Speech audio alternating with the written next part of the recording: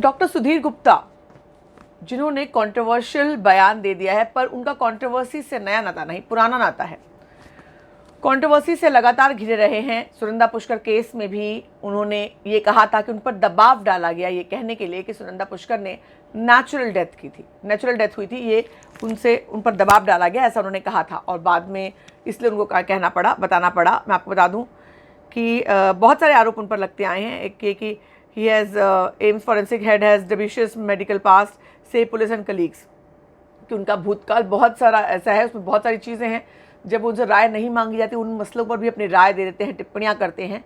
आपको बताऊं, सुनंदा पुष्कर केस में उन्होंने कहा था, तब भी उनको हटाने की मांग हुई थी, आज फिर उनको हटाने की मांग हो रही है। जब सुनंदा पुष्कर केस में उन्होंने बयान दिया था, उसके बाद भी उनको हटाने की मांग हुई थी।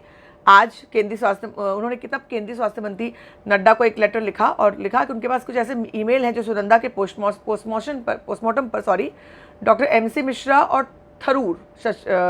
शशि थरूर के बीच मिलीभगत होना जाहिर करते हैं। नड्डा जो है वो एम्स के अध्यक्ष हैं, उस समय थे। सुनंदा पिछले साल जनवरी में सुनंदा दिल्ली में मृत पाई गई थी, ये रिपोर्ट तब की है। गुप्ता ने एक लेटर में कहा था, मुझसे डॉक्टर मिश्रा ने, यानी जो एम्स के तब के वो थे, एम्स के हेड थे, उन्होंने कहा था कि सुनंदा पुष्कर की प्राकृतिक मौत की पोस्टमार्टम रिपोर्ट देने के लिए कहा था, जो कंक्लूजन्स के अपोजिट थी। तो दबाव के आगे नहीं झुके, लेकिन उन्होंने ईमानदार अधिकारी के तौर पर फैक्टफुल रिपोर्ट पेश की। पर मिश्रा ने सुधीर गुप्ता के आरोपों पर टिप्पणी करते हुए हालांकि तब इनकार किया, मगर बाद में एम्स ने आरोपों को खारिज किया था और कहा था कि प्रोफेसर गुप्ता किसी भी मामले में उन पर दबाव नहीं डाला गया था, ये एम्स ने क्लियर कर लिया। इस सिलसिले में मीडिया में प्रोफेसर गुप्ता द्वारा लगाए गए आरोप बेबुनियाद हैं और एम्स इससे इनकार करता है।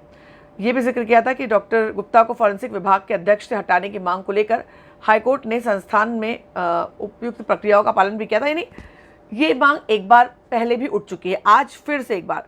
ये देखिए, काफ़ी सारे ऐसे रिपोर्ट्स है जो उनकी बहुत सारे केस में, बहुत सारी 2008 में एक MC शर्मा केस था, उसके बाद सोफियन एनकाउंटर का केस था, जहाँ पर उनकी भूमिका को लेकर लगातार सवाल उठते रहे हैं। तो ये पुष्कर केस हो या बाकी 2 और केस हो, सभी केसेस में सुधीर गुप्ता की भूमिका को लेकर सवाल उठे हैं। आज एक बार फिर सुधीर गुप्ता की भूमिका को लेकर सवाल उठ रहे हैं और लोग लगातार ये कह रहे हैं कि सुशांत सिंह राजपूत के हत्यारों पर 302 लगाओ और साथ ही साथ सुधीर गुप्ता को तुरंत सस्पेंड करो। इस तरह की मांग लगातार बढ़ती जा रही है।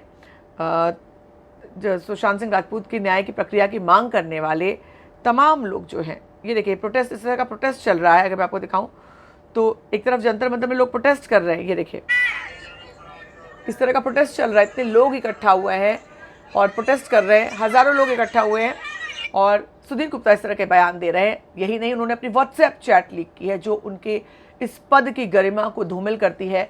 अब सरकार क्या कदम उठाती है, देखना बहुत इंपॉर्टेंट होगा। बने रहे मेरे साथ लगातार।